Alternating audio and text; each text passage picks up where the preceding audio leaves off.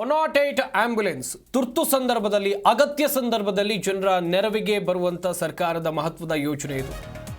ರಾಜ್ಯದಲ್ಲಿ ಶನಿವಾರ ರಾತ್ರಿಯಿಂದ ಹೆಲ್ತ್ ಎಮರ್ಜೆನ್ಸಿ ಇರುತ್ತೆ. ಶನಿವಾರ ರಾತ್ರಿ 8 ಗಂಟೆಯಿಂದ 108 ಆಂಬ್ಯುಲೆನ್ಸ್ 108 ಅಂತ ಏನು ನಾವು ಕರಿತೀವಿ, ಈ ಆಂಬ್ಯುಲೆನ್ಸ್ ಬಂದಾಗಿರುತ್ತೆ. ಸರ್ಕಾರದ ವಿರುದ್ಧ ಮತ್ತೆ ತಿರುಗಿ ಬಿದ್ದಿದ್ದಾರೆ 108 ಚಾಲಕರು. ವೇತನ ಕಡಿತ ಹಾಗೆಯೇ ವೇತನ ನೀಡದ ಹಿನ್ನೆಲೆಯಲ್ಲಿ ಮುಷ್ಕರಕ್ಕೆ ಕರೆ ಕೊಟ್ಟಿದ್ದಾರೆ. ಬಾಕಿ ವೇತನ ಪಾವತಿ ಮಾಡೋಕೆ ಆರೋಗ್ಯ ಇಲಾಖೆಗೆ ಮನವಿಯನ್ನು ಮಾಡಿಕೊಂಡಿದ್ದಾರೆ. ಕಡಿತ ಮಾಡಿದ ವೇತನವನ್ನು ಬಿಡುಗಡೆಗೊಳಿಸುವಂತೆ ಒತ್ತಾಯವನ್ನು ಕೂಡ ಮಾಡ್ತಾ ಇದ್ದಾರೆ. ನೀವು ಸರ್ಕಾರದ 108 ಆಂಬ್ಯುಲೆನ್ಸ್ 108 ಆಂಬ್ಯುಲೆನ್ಸ್ ಅಂತ ನಾವೇನು ಕರಿತೀವಿ, ಇದು ಬೇಕು ಅಂತ ಹೇಳಿದ್ರೆ ಶನಿವಾರ ರಾತ್ರಿ 8 ಗಂಟೆ ಮೇಲೆ ನಿಮಗೆ ಸಿಗೋದಿಲ್ಲ. ಕೊಡ್ತಾ ಇರಲಿಲ್ಲ, ಕಡಿಮೆ ವೇತನ ಕೊಡ್ತಾ ಇತ್ತು. ಈಗ ತಿಂಗಳು ವೇತನ ಆಗಬೇಕಾಗಿತ್ತು. ವೇತನನ ಇದು ಇವತ್ತಿಂದಲ್ಲ, ಸುಮಾರು 2018ರಿಂದಲೂ ಈ ಥರ ಸಮಸ್ಯೆ ಆಗ್ತಾ ಇತ್ತು ಸಿಬ್ಬಂದಿಗಳಿಗೆ. ನಾವು ಅನೇಕ ಬಾರಿ ಸರ್ಕಾರದ ಅಧಿಕಾರಿಗಳು ಮತ್ತು ಸಚಿವರ ಜೊತೆಗೂ ಸಹ ಸಭೆ ಮಾಡಿತಾ ಇತ್ತು. ಆ ಸಭೆಯಲ್ಲಿ ಆದಂಥ ತೀರ್ಮಾನಗಳು ನಮಗೆ ಪೂರಕವಾಗಿ ಇರಲಿಲ್ಲ. ಯಾಕಂದರೆ ಆ ಕಾರಣದಿಂದಾಗಿ ನಾವು ಮತ್ತೆ ಏನು ಮಾಡಿದ್ವಿ, ನ್ಯಾಯಾಲಯದ ಮೊರೆ ಹೋದ್ವಿ. ನಾವು ಸರ್ಕಾರದಿಂದ ನಮಗೆ ಯಾವುದೇ ಥರದ ನ್ಯಾಯ ಸಿಗದೆ ಇದ್ದ ಪಕ್ಷದಲ್ಲಿ ನಾವು ಮತ್ತು ನ್ಯಾಯಾಲಯದ ಮೊರೆ ಹೋದ್ವಿ. ನ್ಯಾಯಾಲಯನೂ ಮಧ್ಯಂತರ ಆದೇಶನೂ ಸಹ ಕೊಟ್ಟಿದೆ. ಮಧ್ಯಂತರ ಆದೇಶನೂ ಸಹ ಸರಿಯಾಗಿ ಪಾಲನೆ ಆಗ್ತಾ ಇಲ್ಲ. ಇವತ್ತು ನಮ್ಮ ಎಲ್ಲ 108 ನೌಕರರು ಬೀದಿಗೆ ಬರೋಂಥ ಪರಿಸ್ಥಿತಿ ಬಂದಿದೆ. ಅನೇಕ ನಮ್ಮ ಸಿಬ್ಬಂದಿಗಳು ಮನೆ ಬಾಡಿಗೆ ಕಟ್ಟಕ್ಕಾಗ್ತಾ ಇಲ್ಲ. ಈ ಬಗ್ಗೆ ಇನ್ನಷ್ಟು ಮಾಹಿತಿಯನ್ನು ಕೊಡ್ತಾರೆ ನಮ್ಮ ಪ್ರತಿನಿಧಿ ಮಂಜುನಾಥ್. ದೂರವಾಣಿ ಸಂಪರ್ಕದಲ್ಲಿ ಜಾಯ್ನ್ ಆಗ್ತಾ ಇದ್ದಾರೆ. ಮಂಜುನಾಥ್, 108 ಆಂಬ್ಯುಲೆನ್ಸ್ ಅಂತ ಹೇಳಿದ್ರೆ ಜನರಿಗೆ ಅಗತ್ಯ ಸಂದರ್ಭದಲ್ಲಿ ನೆರವಿಗೆ ಬರುತ್ತೆ, ತುರ್ತು ಸಂದರ್ಭದಲ್ಲಿ ನೆರವಿಗೆ ಬರುತ್ತೆ. ಹಳ್ಳಿಗಾಡಿನ ಪ್ರದೇಶದಲ್ಲಿ ಏನಾದರೂ ಸ್ವಲ್ಪ ಹೆಲ್ತ್ ಎಮರ್ಜೆನ್ಸಿ ಆಯಿತು ಅಂತ ಹೇಳಿದ್ರೆ ಜನ 108 ಡಯಲ್ ಮಾಡ್ತಾರೆ. ಇಂಥವ್ರಿಗೆ ಸ್ಯಾಲ್ರಿ ಕೊಟ್ಟಿಲ್ಲ ಅಂತ ಹೇಳಿದ್ರೆ ಸರ್ಕಾರ ಹಂಗಾದ್ರೆ ಏನು ಮಾಡ್ತಾ ಇದೆ ಅಂತೇಳಿ? ಸ್ವಲ್ಪ ಖಂಡಿತವಾಗೂ ಬೆಂಗಳೂರು ಸೇರಿದಂತೆ ರಾಜ್ಯಾದ್ಯಂತ ರಾಜ್ಯದ ಜನರಿಗೆ ಹೆಲ್ತ್ ವಿಚಾರವಾಗಿ ಏನಾದ್ರೂ ಹೆಚ್ಚು ಕಡಿಮೆ ಆದ್ರೆ ಅಥವಾ ಅಪಘಾತಗಳಾದ್ರೆ ಇನ್ನೊಂದು ಮತ್ತೊಂದು ಎನ್ನುವಂತ ನಿಟ್ಟಿನಲ್ಲಿ ಎಮರ್ಜೆನ್ಸಿಗೆ ಆಂಬುಲೆನ್ಸ್ ಸೇವೆಗಳನ್ನ ಕೊಡುವಂತ ಕೆಲಸ ಸರ್ಕಾರ ಮಾಡ್ತಾ ಇದೆ.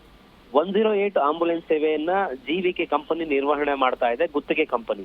ಆ ಗುತ್ತಿಗೆ ಕಂಪನಿ ಈ 108 ನೌಕರರು ಏನಿದ್ರು, ಚಾಲಕರು ಸೇರಿದಂತ ಅದರಲ್ಲಿ ಒಳಗಡೆ ಇರುವಂತಹ ಸಿಬ್ಬಂದಿಗಳು, ಜೊತೆಗೆ ಅದರದ್ದೇ ಆದಂತ ಕಚೇರಿಯಲ್ಲಿ ಸಿಬ್ಬಂದಿಗಳೇನಿರ್ತಾರೋ ನಿರ್ವಹಣೆ ಮಾಡುವಂತ ಸಿಬ್ಬಂದಿಗಳು, ಅವರೆಲ್ಲರಿಗೂ ಕೂಡ ಜೀವಿಕೆ ಕಂಪನಿಯ ಸಂಬಳವನ್ನ ಕೊಡುತ್ತೆ.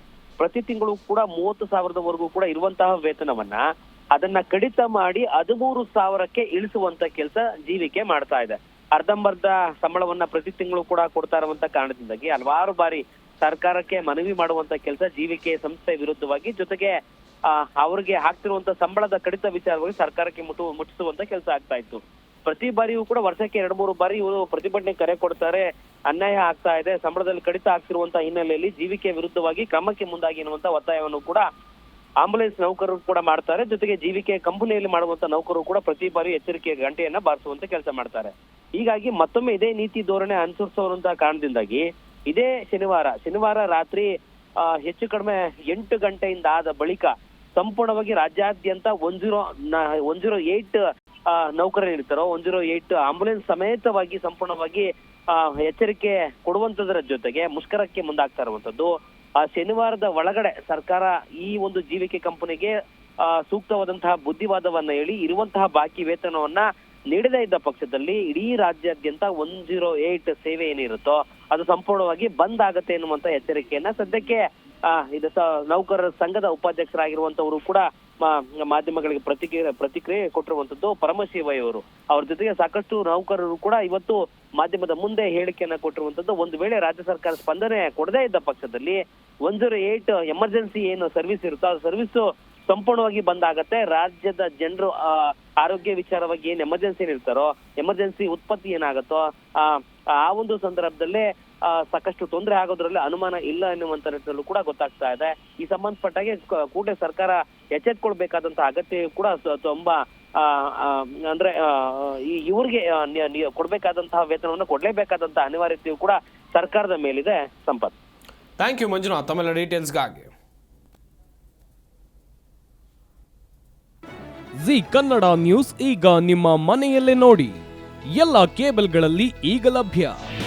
ನಿಮ್ಮ ನೆಚ್ಚಿನ ಜಿ ಕನ್ನಡ ನ್ಯೂಸ್ ಈಗ ಸನ್ ಡೈರೆಕ್ಟ್ ನಲ್ಲಿ number 292, Tata play number 1664, Jio TV number 1334, NXT digital number 30, in cable number 30, city networks 51, U digital number 162, GTPL number 17, Rockline telecommunications number 42, Shri Basaveshwara cable number 168, rural cable network 60, Vinayaka digital 57, Abhishek cable 821, city channel 53, Siddeshwara cable network 57, V4 digital Infotech 628, Surya digital networks 53, Gajanan digital number 836, Malnad infotech private limited number 56, metrocast number 830, victory digital number 167ರಲ್ಲಿ ನೋಡಿ ಆನಂದಿಸಿ.